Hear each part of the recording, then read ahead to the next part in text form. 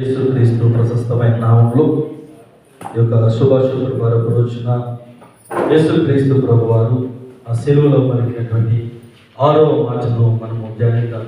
యోహాను సువార్త 19వ అధ్యాయము 30వ వచనాన్ని నేను చదువుతాను. యేసు ఆ చిలుకను పుచ్చుకొని సమాప్తమైందని చెప్పి తల వంచి ఆత్మను అప్పగించెను. ప్రియ దేవుని సంగమా, యేసుక్రీస్తు ప్రభు వారు ఈ లోకంలోనికి తండ్రి మాట చెప్పిన ఈ లోకంలోనికి వచ్చి ఆయన ఈ లోకంలో సర్వ మానవాళి చేసినటువంటి పాపము పరిహారము పొందడానికి ఒకే ఒక్క మార్గము దేవుడైన తండ్రి తన అద్వితీయ కుమారుడైనటువంటి యేసుక్రీస్తు ప్రభు వారిని ఈ లోకంలోనికి పంపించి ఆయన ద్వారా పాప విముక్తి పొందించారని ఆయన వాగ్దానం ద్వారా ఈ లోకంలోకి వచ్చినట్లుగా మనం చూస్తా ఉన్నాం. అయితే 6వ మాటను మనం చూసినట్లయితే ఆ సమాప్తమైనదేని మాట 6వ మాట ఆయన సిలువలో పలికినాడు. అది కూడా మనం ఒకటి పాట ద్వారా మనం పాడిన వాక్యం ద్వారా మనం తెలుసుకున్నట్లయితే అది గొప్ప శబ్దముతో ఆయన ఈ మాటను పలికినట్లుగా మనం చూస్తా ఉన్నాం. నిన్న రాత్రి జరిగినటువంటి ఆ యొక్క గెత్సేమనే తోటలో యేసుక్రీస్తు ప్రభు వారు పట్టబడిన తర్వాత అప్పటి నుండి ఈ సమయం వరకు కూడా ఈ 12 గంటలు కూడా ఈ అమూల్యమైనటువంటి సమయం అంతా కూడా ఆయన ఎంతగానో హింసించబడినట్లుగా మనం చూస్తా ఉన్నాం. ఆయన శరీరం అంతా నలగొట్టబడింది. ఆయన దూషించేవారు కానీ ఆయన శిలువ మోసుకుంటూ ఆ గొల్గొతా కొండపైన వెళ్తున్నటువంటి మార్గం అంతా కూడా ఆ రక్తంతో నిండిపోతా ఉన్నది. అయినప్పటికీ కూడా ఆయన శిలువలో ఆయన 7 మాటల్లో ఈ యొక్క మాట ఎందుకోసం మాట్లాడారంటే 7 మాటలు కూడా ఈ లోకంలో మనము మన జీవితాన్ని ఏ విధంగా మనము దేవుని చెంతకు చేర్చుకోవాలి, ఏ విధంగా ఆయనను మన సొంత రక్షకునిగా అంగీకరించాలి. మనము మామూలుగా మనం న్యాయబద్ధంగా చూసినట్లయితే మరణ వాంగ్మూలము అంటే మరణానికి ముందు ఏ విధమైనటువంటి మాటలు మాట్లాడతారో ఆ మాటకి చాలా విలువైనది. ఆ మాటను చాలా మనం విలువగా తీసుకుని దాన్ని అనుసరిస్తూ ఉంటాం. కాబట్టి ఈ ప్రతి సంవత్సరం కూడా ఈ 7 మాటలు కూడా చాలా విలువైనమాట. మన జీవితాలు చాలా విలువైనది. మన ఆత్మీయ స్థితిని మనము దేవుని చెంతకు ఏ విధంగా దగ్గర కావాలో ఈ ప్రతి మాట కూడా మన జీవితాలకు ఎంతగానో ఆధారం కలిగి ఉంటా ఉన్నది. సమాప్తమైనదనే మాట పలకడం అంటే అది మామూలు విషయం కాదు. ఎందుకంటే దేవుడు తన అప్పచెప్పిన పనిని సంపూర్తిగా చేశానని గర్వంతో చెప్తా ఉన్నాడు. నేను సంపూర్తిగా చేశాను, సమాప్తమైపోయింది.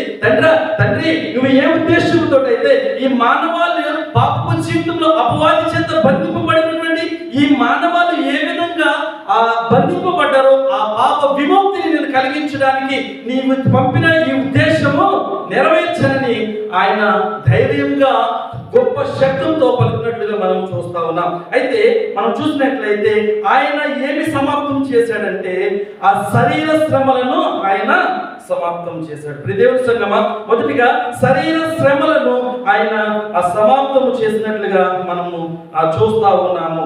అయితే రెండవదిగా తండ్రి అప్పగించినటువంటి పనిని ఆయన సమాప్తం చేశాడు.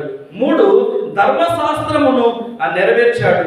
4 పాప రుణము చెల్లించబడింది, దానిని సమాప్తం చేశాడు. ప్రవచనాలు నేర్పును ఆయన సమాప్తం చేశాడు.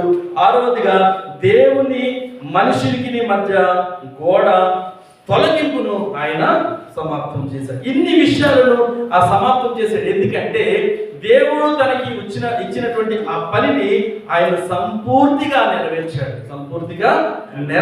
కాబట్టి గర్వంగా ఆయన చెప్తున్నాడు, తండ్రి నువ్వు ఇచ్చినటువంటి నా పని, ఈ పని నేను ఎంత కష్టమైనా కూడా ఆయన చెప్తున్నాడు, ప్రార్థన చేస్తున్నాడు, నీ చిత్తమైతే ఈ గిరి నా ఎదురు నుండి తొలగించను. ఎందుకన్నాడంటే అది అంత భారపడినటువంటి పని, నేను చేయలేనేమో, నీ చిత్తమైతే అన్నాడు. అయినప్పటికీ కూడా ఆయన చెప్పినటువంటి పని, దేవుడు అప్పు చెప్పినటువంటి ఆ పనిని ఆయన సక్రమంగా చేసి ప్రతిదీ కూడా, ఎందుకంటే మరణం తన ఆ శరీరంలో ఆఖరి రక్తపు పొట్టు వరకు కూడా ఆయన కూలిపోలేదు. ఆయన చేసినటువంటి త్యాగము నేను నన్ను రక్షణ. మనం అనుకుంటాం కదా, మనం చేసినటువంటి తప్పుకి ఆ బ్రదర్కి శిక్ష పడిందనుకో, మనం పక్క నుంచి ఎంతో ఆనందపడతాం, చాలా సంతోషిస్తాం. అమ్మాయి నేను తప్పించబడ్డాను, ఆయనకి శిక్ష పడిపోయింది, నాకు కొంచెం రిలీఫ్ వచ్చిందని ఆనందపడతా ఉంటాం. ఈ సమయంలో నువ్వు ఆలోచించవలసింది ఏంటంటే, నీవు చేసినటువంటి తప్పిదము యేసుక్రీస్తు ప్రభువారు 2000 సంవత్సరాల క్రితం ఆయన శిక్ష అనిపించారు. కాబట్టి మనకి ఉచితంగా రక్షణ, ఉచితమైనటువంటి రక్షణ మనం పొందుకుంటా ఉన్నాం. కేవలం మనం చేసినటువంటి తప్పిదము జస్ట్ మోకాళ్ళ నుండి ప్రార్థన చేస్తూ, తండ్రి నేను చేసినటువంటి తప్పిదము నన్ను క్షమించినైనా మరలా ఈ తప్పిదము నేను చేయనని చెప్పినటువంటి ఆ మాట, నీ నోటి ద్వారా వచ్చినటువంటి ఆ మాట ద్వారా నీవు క్షమింపబడతా ఉన్నావు. ఎందుకోసం అంటే 2000 సంవత్సరాల క్రితము ఆయన నీ కొరకు రక్తం కార్చి నీ పక్షాన, మనకును మానవునికి దేవునికి మధ్య కూడా అయ్యుండి మన పక్షాన ఆయన శిలువ మరణించాడు, శిలువ మరణము పొందాడు. కాబట్టి మనకు రక్షణ ఎంత ఉచితంగా వచ్చిందంటే చాలా ఈజీగా వచ్చేసింది. కాబట్టి మనం ఏం చేస్తామంటే, తప్పిదము చేసే ప్రతిసారి కూడా మొక్కల నుంచి ప్రార్థన చేస్తాం, మళ్ళా తిరిగి దాన్ని తప్పిదాన్ని చేస్తూ ఉంటాం. కానీ సహోదరి తెలియజేసిన విధంగా ఎన్నిసార్లు క్షమించాలంటే 77 మార్లైనను నువ్వు క్షమించాలని చెప్పేసి అంటున్నాడు. కాబట్టి మనము క్షమింపబడతానే ఉంటా ఉన్నాను. కానీ ఎప్పటి వరకు క్షమింపబడతా ఉంటే దానికి ఒక సమయం ఉంది. ఒకవేళ నీవు పాపంలో ఉంటానే దేవుడికి సమయం వచ్చినప్పుడు నేను దేవుడి దగ్గరికి వచ్చి క్షమాపణ అడుగుతాను అని చెప్పేసి నువ్వు అనుకుంటే కనుక, ఆ నిమిషం కూడా, ఆ సెకండ్ కూడా నీవు ఆ మాట నీ నోటి నుంచి రాకుంటే కనుక నిత్య నరకంలోకి మనము. కాబట్టి ఈ సమయంలో యేసుక్రీస్తు ప్రభువారు 7 మాటల్లో ఈ యొక్క మాటను ధైర్యంగా చెప్తా ఉన్నాడు, సమాప్తమైనదని.